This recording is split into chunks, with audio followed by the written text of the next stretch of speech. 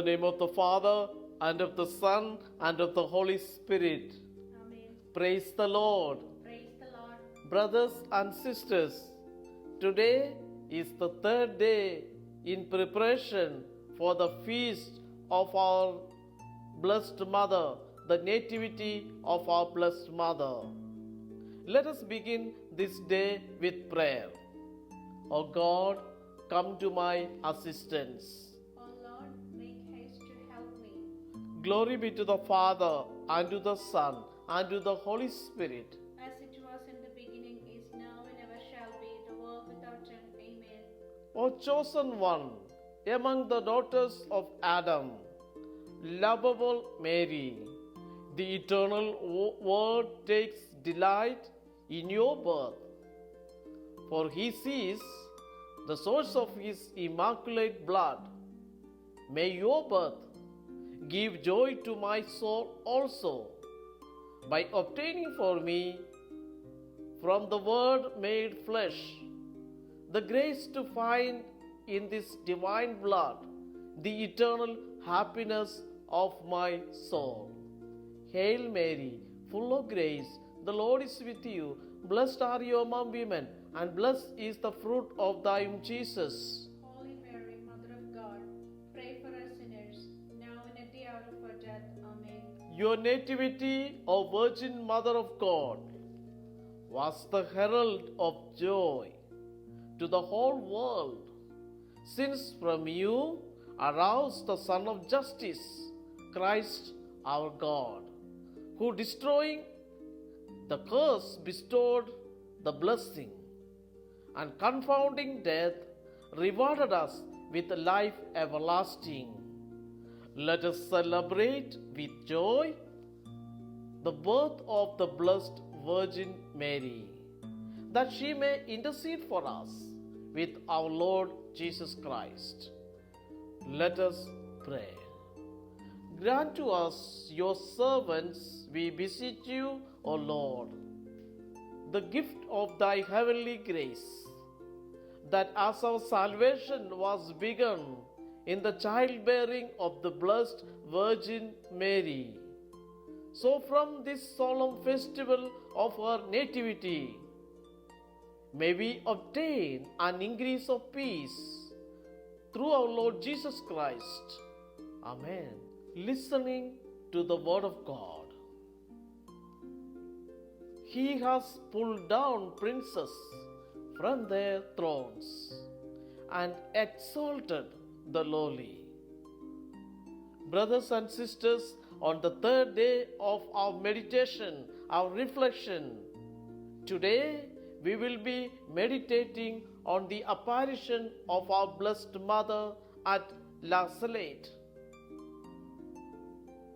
La Salette, a French town located in the Alps, was the place at which a Marian apparition occurred in the 19th century. The effects of the French Revolution, which had terrorized the church, the blood split during the reign of Napoleon, the increasing secularization of social thought, and the rising of political turmoil enveloping Europe had taken a serious toll on the faith of the people. In the parish of La Salette, fewer and fewer people attended the Mass, and the sacraments were neglected. Cursing and swearing had overtaken praying. Licentiousness, purity, and greed and self-indulgence, piety and sacrifice.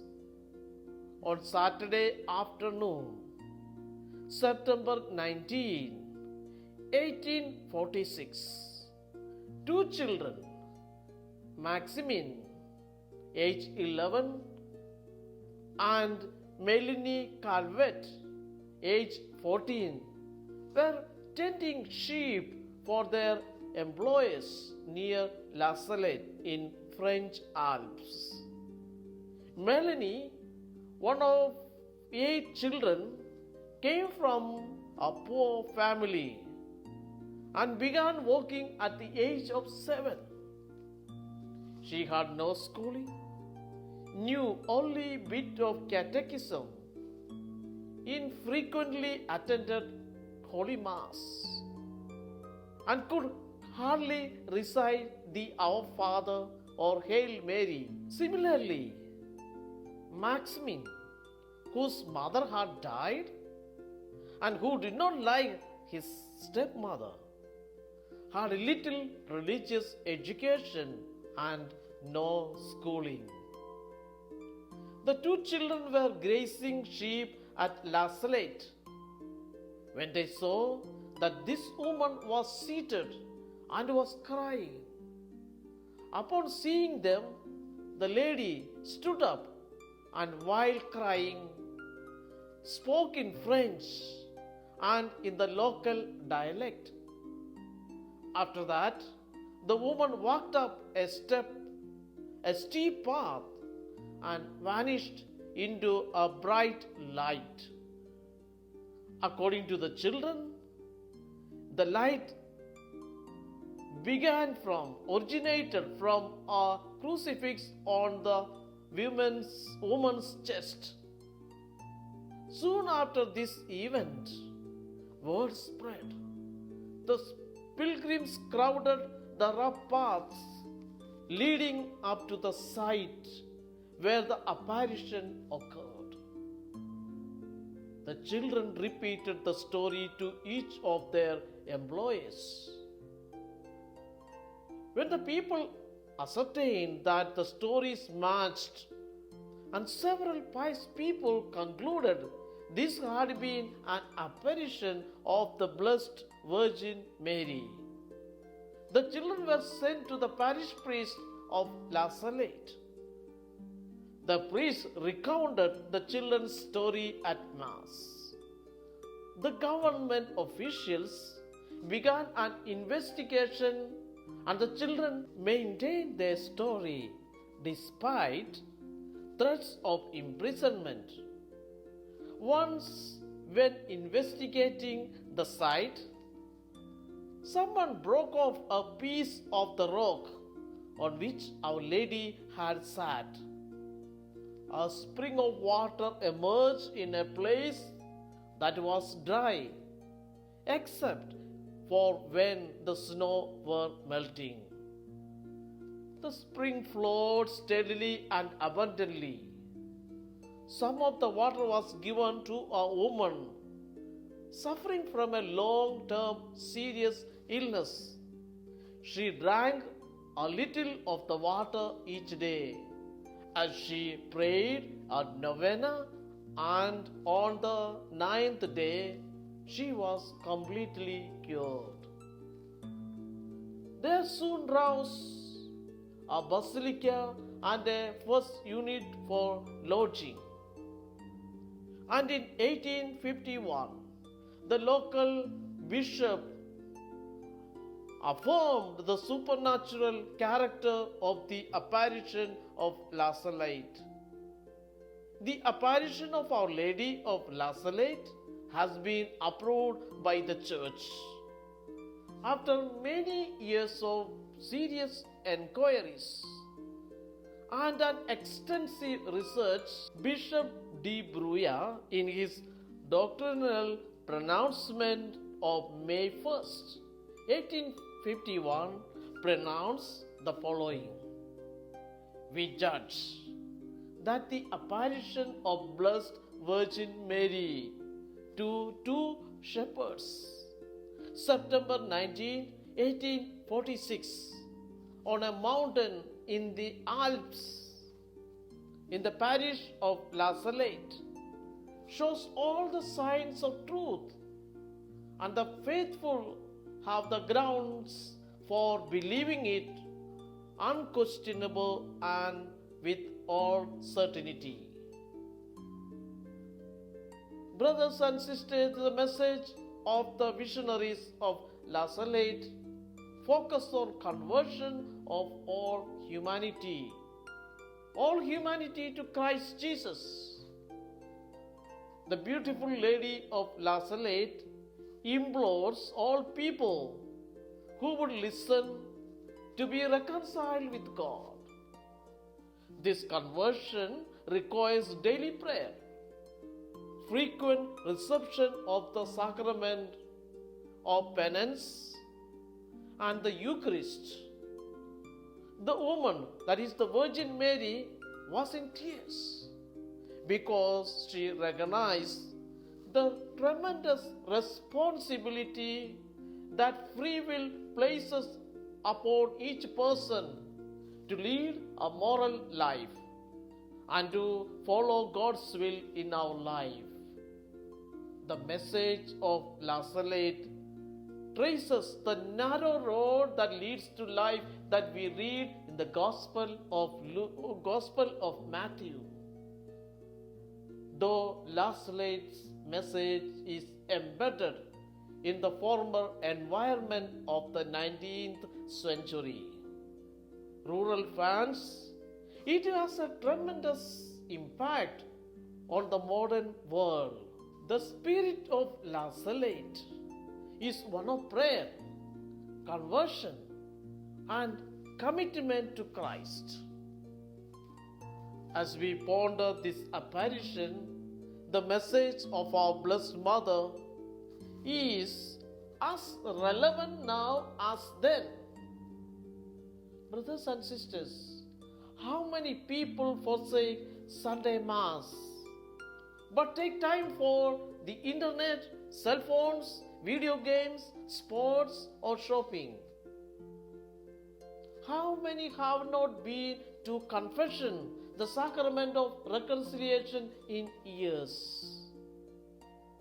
How many use our Lord's name as a common profanity? How many fail to pray each day? Oh yes, the message still resounds. The message is relevant today. The world and each one of us is in need of conversion. Let us turn to Our Lady of Nazareth and offer her our memorare. Remember, Our Lady of Nazareth, true Mother of sorrows, the tears you shed for us on Calvary. Remember also the care you have taken to keep us faithful to Christ your Son. Having done so much for your children, you will not now abandon us. Comforted by this consoling thought, we come to you pleading, despite our infidelities and ingratitude, Virgin of reconciliation, do not reject our prayer, but intercede for us. Obtain for us the grace to love Jesus above all else. May we console you by living holy life and to come to share the eternal life Christ gained by his cross. Brothers and sisters, while the message of Nazareth points out the grim reality of our sinful nature, it should not be cause for despair or despondence. Mary's message also contains many instances of hope and examples of people heeding to God's call to heroic holiness. With grace, prayer, penance, and perseverance, we can be among the number of those who bring consolation to the Sacred Heart of Jesus and those who wipe the tears from the eyes of Our Lady of Nazareth. In three ways, we can respond to Our Lady of Nazareth's message. First, keep the Sabbath holy. That means attending the Holy Mass regularly and receiving our Lord in the Holy Eucharist with much reverence and with much love as you can. Second, if you find yourself beginning to use the Lord's name in vain, turn that moment into a quick prayer for strength, for serenity, such as Mary, wrap me in your peaceful mantle, or God, come to my assistance. The third thing, pray and fast in preparation for the times when we ourselves, as well as others, have caused pain to our Lord and to Our Lady's hearts, especially in regard to the Sabbath and God's name. Our Blessed Mother is whispering to each one of us, brothers and sisters, yes, these times are cold and dark, but I still stand here as your mother and your guide. Stay close to me, and you will come through this winter and safely into the springtime of heaven. Let us ask for intercession in a special way today as we prepare ourselves to celebrate the feast of the Nativity of our Blessed Mother. Our Lady of Lazarette, pray for us. Let us pray. O most blessed Mother, heart of love, heart of mercy, ever listening, caring, consoling, hear our prayer. As your children, we implore your intercession with Jesus, your Son. Receive with understanding and compassion the petitions we place before you today. Especially, brothers and sisters, please bring your personal intentions, your prayer requests to our Mother, to our Blessed Mother.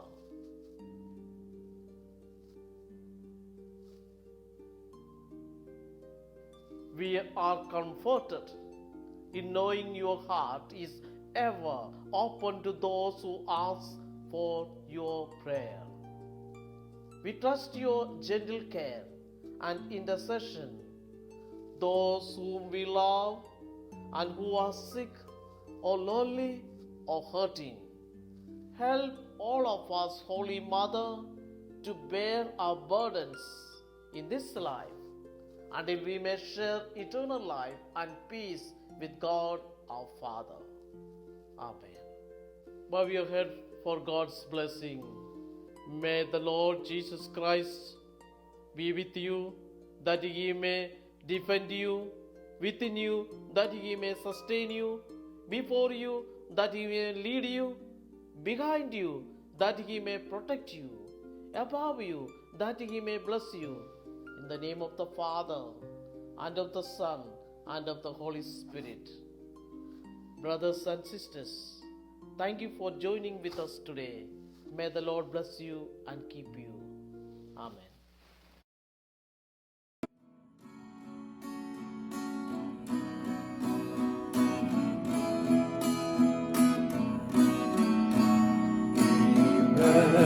Immaculate Mary, your praises we sing.